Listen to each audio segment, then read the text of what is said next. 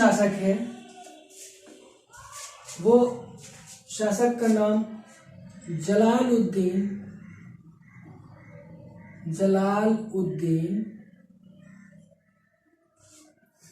फिरोज खिलजी।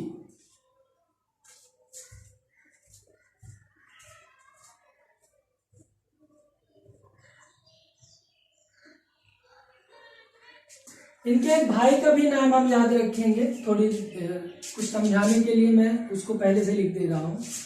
शहाबुद्दीन खिलजी,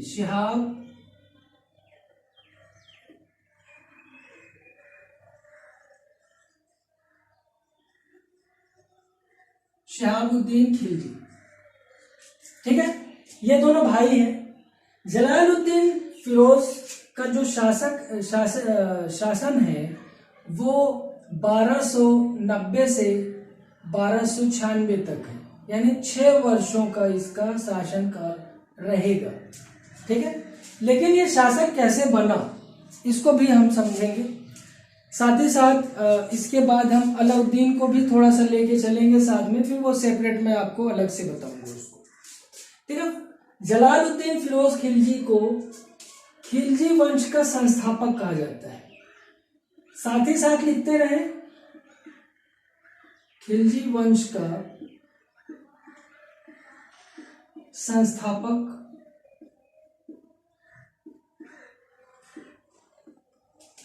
इसमें कोई शक नहीं कि खिलजियों को सही मर्तबा, सही मकाम अब हासिल होगा, क्योंकि इसके पहले तो भाई वो एक सिपाही, सैनिक, छोटे मोटे जगहों पर छोटे मोटे जो पद होते थे उन पे वो रहते थे, उन तमाम छोटे छोटे ओहदों पे रहते थे। इस बार क्या होता है, ये भाई साहब बन गए शासक और इन्होंने स्थापना करी खिलजी वंश की। तो खिलजी वंश का संस्थापक कौन है, तो वो है जलालुद्दीन फिरोज खिलजी 1290। अब इनके कुछ और बातें मैं बता दूं कि इनके बारे में। एक तो ये जब शासक के तौर पे आए तो ये 70 वर्ष के थे और ये बात मानी जाती है कि खिलजी वंश का या दिल्ली सल्तनत का संभवतः सबसे वृद्ध शासक,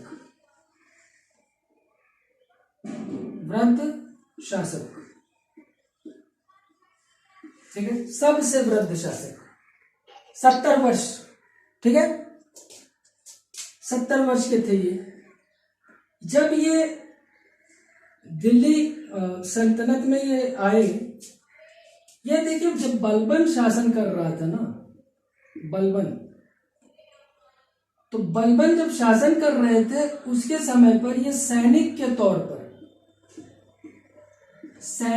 तौर पर भर्ती हुआ।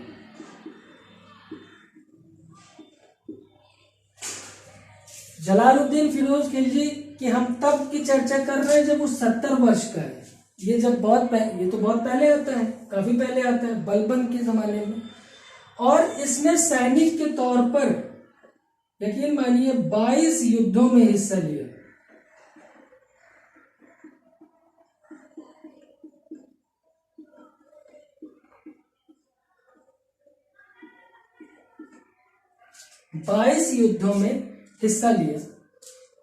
और इसमें कोई शक नहीं कि वो मर्द मैदान भी था।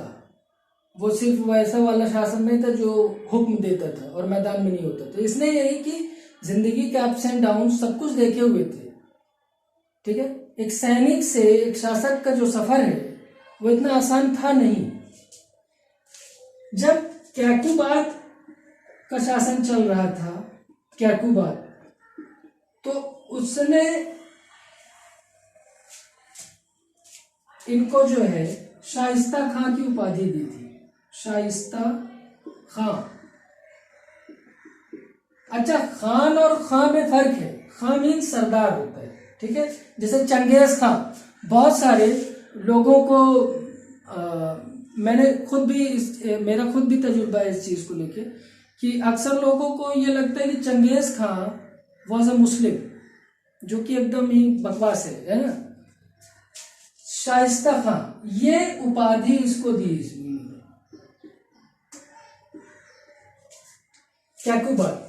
कैकुबात का एक किलोखरी का किलोखरी किला बनवाया था, किलोखरी, ठीक है, किलोखरी में एक किला बनवाया था। ये आगे देखेंगे जब ये अपना वो करता है, क्या नाम है, राज्याभिषेक, तो वो कहाँ से करेगा, यहीं से करेगा, राज्याभिषेक।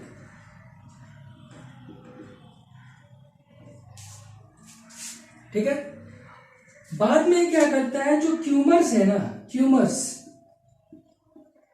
क्यूमर्स जब शासन में आता है तो ये बहुत ही अल्प आयु का था, बहुत कम उम्र का था, टीनेजर था। तो जलालुद्दीन फिरोज, मतलब जी, प्राचीन विषय मतलब सुन नहीं पा रहा हूँ, क्या बोल रहे हैं आप? राज्याभिषेक, कोरोनेशन उसको बोलते हैं, ताजपोशी। राज्याभिषेक जो होता है इसको आप उर्दू में ऐसा ताजपोशी बोलते हैं, या इंग्लिश में आप इसको कोरोनेशन बोलते हैं। ठीक है, कोरोनेशन, ठीक है। राज्याभिषेक समारोह जो होता है, कोरोनेशन क्या बोलेंगे उसको, सेरेमनी। ठीक है। सो क्यूमर्स क्योंकि बहुत कम उम्र का था, टीनेजर कह सकते हैं, वॉज अ टीनेजर। इसके समय में जलालुद्दीन फिरोज खिलजी के जो साथी थे, ठीक है, साथी जो है बहुत कुछ हमारी जिंदगी में तब्दीली लाते हैं, जिनके हम संगत में होते हैं, सोहबत में होते हैं। इनके जो साथी थे वो ये कहते थे कि देखिए कल का बच्चा हुकूमत पे है और आप वो हैं जिसने इतने बड़े बड़े कीर्तिमान स्थापित किए हैं, तो क्यों नहीं आप एक शासक के तौर पर आते हैं, और इसमें क्या बड़ी बात है कि इसको निपटा दिया जाए, इसकी हत्या कर दी जाए, इसको किसी भी तरीके से हटा दिया जाए। तो जलालुद्दीन फिरोज के अंदर ये बात आती है, जबकि ये इतनी उम्र का है, लगभग 70 का रहा होगा, 2-4 साल कुछ वक्त आगे पीछे हो सकता है, लगभग 70 वर्षीय इंसान। अब आज इंसान कितना महत्वाकांक्षी होता है, मतलब इस उम्र में भी उसके अंदर ये चीज है कि वो सत्ता हासिल कर ले, जबकि इस वक्त इंसान ना परलोक की तैयारी में लग जाता है। बड़ा से बड़ा पापी इंसान भी ये चीज करता है। मेरा सवाल, मुझे एक हदीस याद आ रही है, फैज साहब आपने बताया था एक मरतबा कि इंसान का जो पेट है ना, वो सिर्फ मिट्टी ही भर सकती है, यानी इस उम्र में ये काम करता है। सो क्यूमर्स की ये हत्या करता है और हत्या करके नदी में फेंक देता है।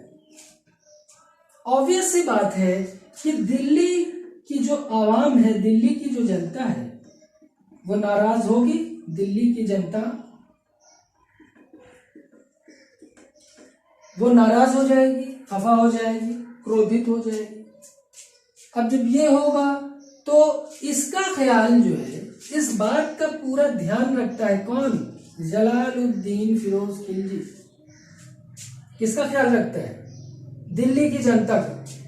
और दिल्ली की जनता का ये ख्याल रखते हुए, यानी कि जनमत पर यहां पर इसने जोर दिया, जबकि हम मध्यकालीन इतिहास के अंदर देखते हैं जनमत का कोई महत्व, खास विशेष महत्व नहीं रहा, लेकिन इसने इस बात का ख्याल रखा।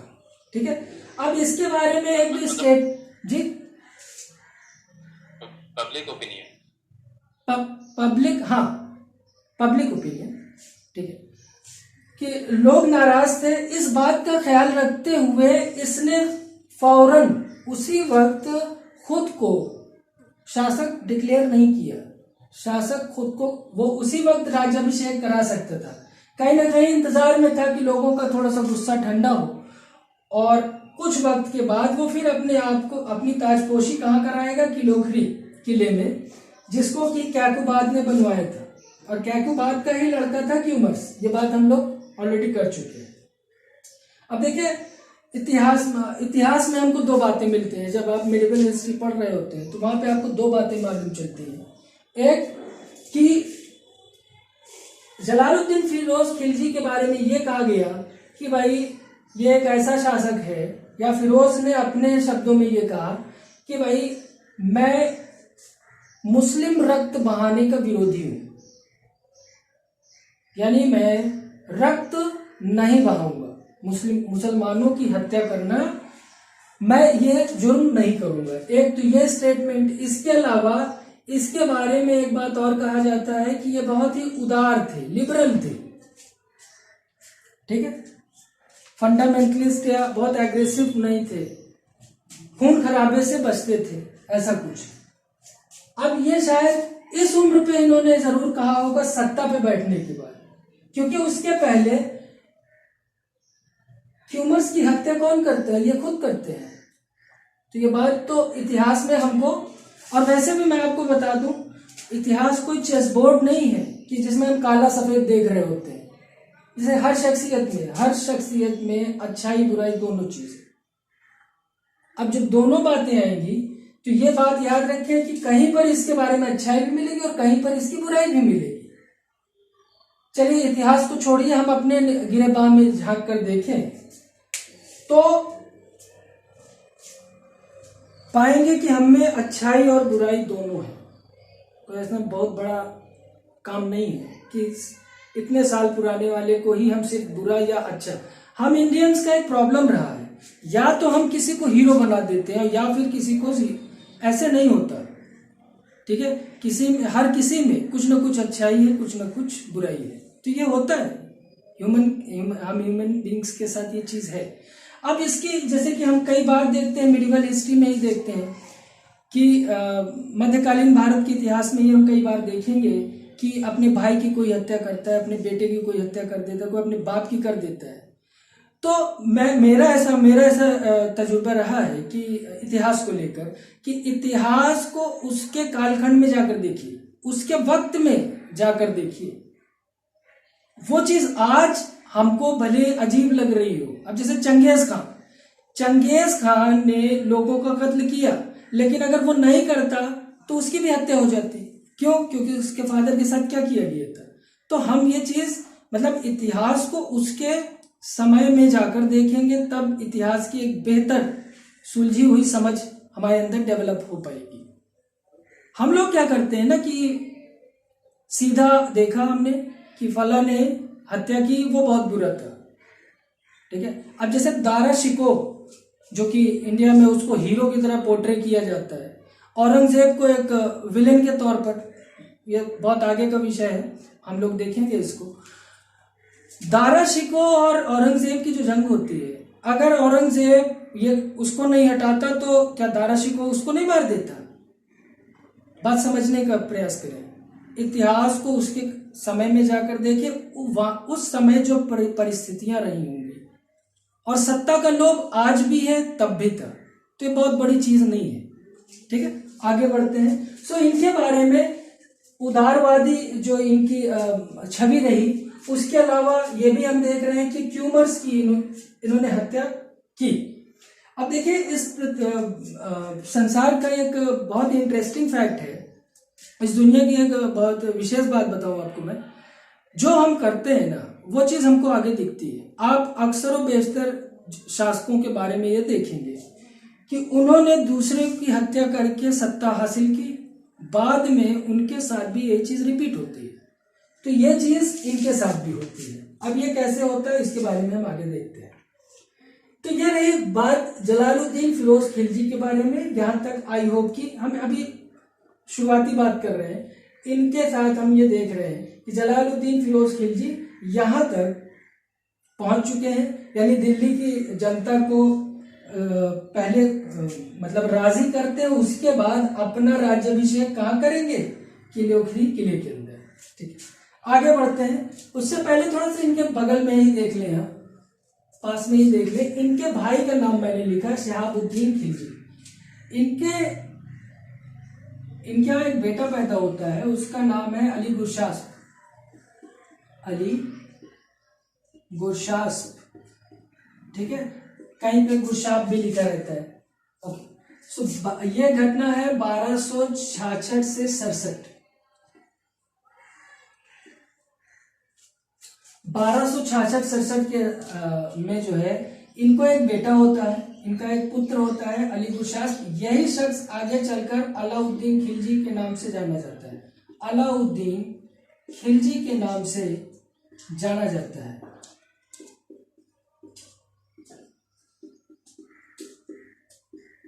नाम से प्रसिद्ध होता है, मशहूर होता है।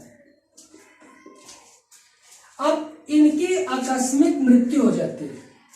किसकी? शहाबुद्दीन खिलजी साहब की। यानी इनके भाई की डेथ हो गई अचानक। अब जब डेथ हो जाएगी तो ये हैं इनके बड़े अब्बा कह लीजिए, ताऊ कह लीजिए, ये इनकी परवरिश करते हैं। ठीक है, पालन पोषण कौन करेगा? अब पालन पोषण करेंगे जलालुद्दीन खिलजी। यानी जलालुद्दीन खिलजी क्या बन गए? इनके संरक्षक।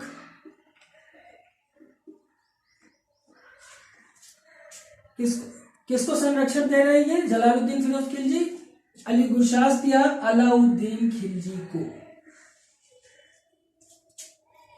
आगे चलकर ये अपनी एक पुत्री की शादी या बेटी की शादी जो है, पुत्री का विवाह किससे कर देते हैं?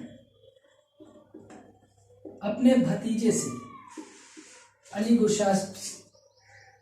यहां तक बात क्लियर हो गई होगी। अब देखिए थोड़ा सा ट्विस्ट आता है। तो जलालुद्दीन फिरोज खिलजी के ये कौन हुए?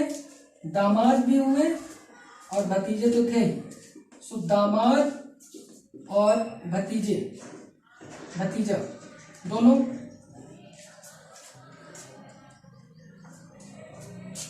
एक व्यक्ति थे। अच्छा, इन्होंने इनको एक छोटे से पोस्ट पे रख दिया था, बहुत ऊंचे पोस्ट पे नहीं रखा। दामाद भी थे, उसके बाद भी बहुत ऊंचे पोस्ट पे नहीं रखा। देखिए हुआ ये कि मलिक छज्जू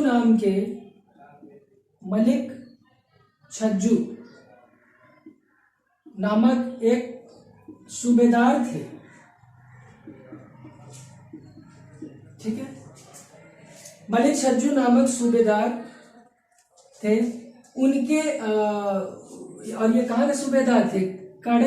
कड़ा और मानिकपुर। कड़ा मानिकपुर, ठीक है।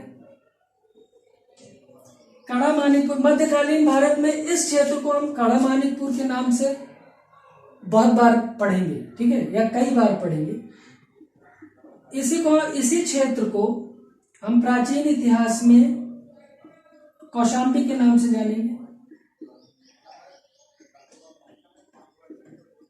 और जब मुगले आजम आते हैं अकबर के समय पर इसी क्षेत्र को इलाहाबाद के नाम से जानेंगे। और आजकल ये इलाहाबाद ना होके प्रयागराज हो गया है। हमारे उत्तर प्रदेश के जो मुख्यमंत्री हैं उन्होंने ऐतिहासिक कदम लेते हुए इसका नाम प्रयागराज कर दिया है। हालांकि ये सब अब जो मानिकपुर है ये प्रतापगढ़ में पड़ेगा आपका। तो देखिए अगर आज की भौगोलिक स्थिति को देखें तो ये सब जिले हैं। लेकिन जब हम प्राचीन इतिहास में इसी क्षेत्र का कड़ा मानिकपुर, ठीक है, जिसको कौशाम्बी और ये सारा क्षेत्र पहले कड़ा मानिकपुर के नाम से था। फिर प्राचीन इतिहास में हम देखते हैं कि ये कौशाम्बी नाम से था। और आधुनिक भारत में हम इसको इलाहाबाद के तौर पे देखते हैं। फिर मायावती का शासन आता है, उस समय इसको कौशाम्बी ये सब अलग कर दिया गया। तो अलग अलग जिले हैं, तो इसको लेके कोई डाउट नहीं। तो कड़ा मानिकपुर कोई अलग बात नहीं हो रही है, हम वो कौशाम्बी वाले ही क्षेत्र की बात कर रहे हैं। मलिक छज्जू यहाँ के सूबेदार थे, ठीक है।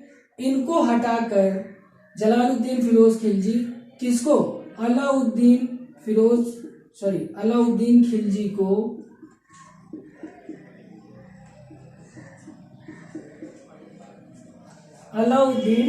खिलजी को यहाँ का क्या बना देता है?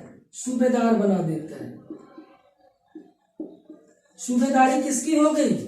अलाउद्दीन खिलजी। यहां तक कोई समस्या पूछ सकते हैं?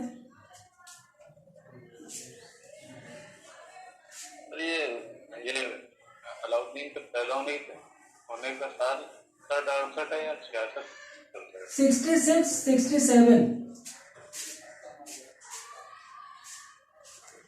चलिए, तो मलिक छज्जू साहब को हटा दिया गया, उनकी जगह आ गए कौन? अलाउद्दीन खिलजी। अलाउद्दीन खिलजी बहुत ही महत्वाकांक्षी, और भारतीय इतिहासकार तो कहीं कहीं पर उसको बहुत बर्बर दिखाते हैं, और फिल्मों के हिसाब से तो ये तो साइको था, राक्षस था। खैर, फिल्मों के हिसाब से इतिहास को ना समझे हमें, क्योंकि जिस चीज की हम तैयारी कर रहे हैं उसमें हमको सिर्फ किताब का ही, ऑथेंटिक किताबों का ही सहारा लेना है। सो अलाउद्दीन खिलजी क्योंकि बहुत महत्वाकांक्षी था। अच्छा, उसको एक चीज बुरी भी लगती थी कि मैं दामाद हूं, और कहीं ना कहीं ख्वाहिश भी थी कि भाई दिल्ली इतने बुढ़े हो चुके हैं, इनको अपना जो है पद ही नहीं छोड़ना है। अब इस चक्कर में क्या होता है कि एक जलालुद्दीन फिरोज खिलजी से एक बार अलाउद्दीन खिलजी 1292 में क्या है, इससे आज्ञा लेता है और भिलसा पे अटैक करता है। कहां पे? भिलसा नामक स्थान पे ये अटैक करता है और जीत लेता है। If my memory serves me right, I think MP में कहीं था ये, इसको चेक कर लीजिएगा वरना मैं अगली क्लास में बता दूंगा। भिलसा, ठीक है। 1294 में 1294 में क्या होता है कि अलाउद्दीन खिलजी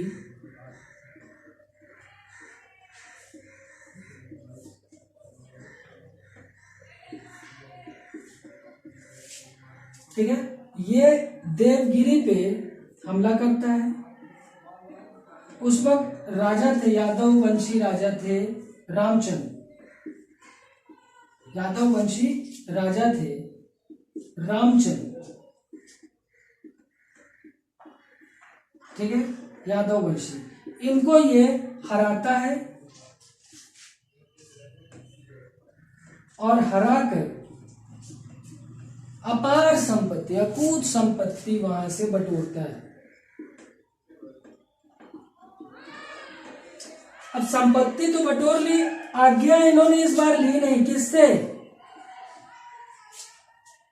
जो तख्त पे बैठा है, जो तख्त नशी है, वो उससे इन्होंने परमिशन नहीं ली। फिर संपत्ति लेके सब बटोर कर लाए भी, तो जो हिस्सा है वो पहुंचा नहीं वहां पर। एक सूबेदार की जिम्मेदारी है जो भी संपत्ति हासिल होगी टैक्स की शक्ल में, या जो भी आप कह सकते हैं इसको कि किसी और पर आक्रमण करके जो भी हासिल किया गया, वो सब किसको मिलना चाहिए?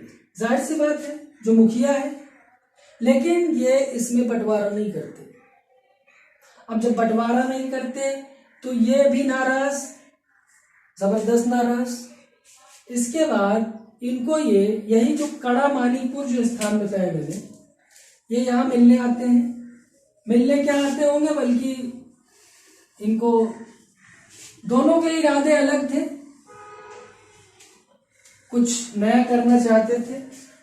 वो ये अकबर इलाहाबादी का शायद शेर है, ये महलों ये तख्तों, क्या है वो शेर? फैज याद आ रहा है?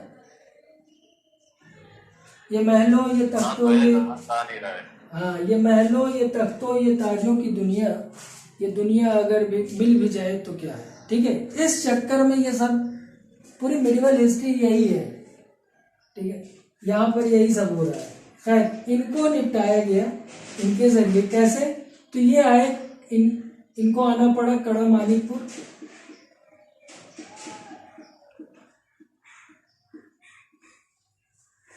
वो शेर शायद अकबर इलाहाबादी का है, if my memory serves me right. अब पता नहीं, बहुत वक्त हो गया, बहुत पहले देखा था इसको मैं। ठीक है, सो कड़ा मानिकपुर में आते हैं और यहां पर इख्तियारुद्दीन हुद की मदद से, इख्तियारुद्दीन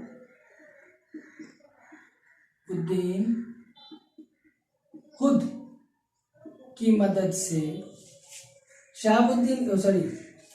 अलाउद्दीन खिलजी, अलाउद्दीन अपने ससुर और दिल्ली का शासक जलालुद्दीन फिरोज खिलजी इसकी ये हत्या कर देते हैं। ठीक है, और ये अब कौन दिल्ली का शासक बन जाएगा? दिल्ली का शासक कौन बन जाएगा? अलाउद्दीन खिलजी। अब देखिए, ये वो चीज रिपीट हुई जो इन्होंने क्यूमर्स के साथ किया था। क्यूमर्स के साथ किया, यही चीज इनके भतीजे ने इनके साथ कर दी। हालांकि अभी हम आगे देखेंगे, जब मैं इसके बारे में पढ़ा रहा हूँ तो मैं बताऊंगा आप लोगों को कि जलालुद्दीन खिलजी की सिर्फ हत्या नहीं की गई, बल्कि उसको उसकी नुमाइश की गई। उसको किस मतलब बेहुरमती कह लीजिए, नहीं क्या बोलते हैं उसको हिंदी में, क्या बोलेंगे, मतलब तरीके से। ठीक है, उसके बाद ये दिल्ली में लाल महल में जो है अपना राज्याभिषेक करते हैं और दिल्ली की सत्ता हैंडओवर हो जाती है।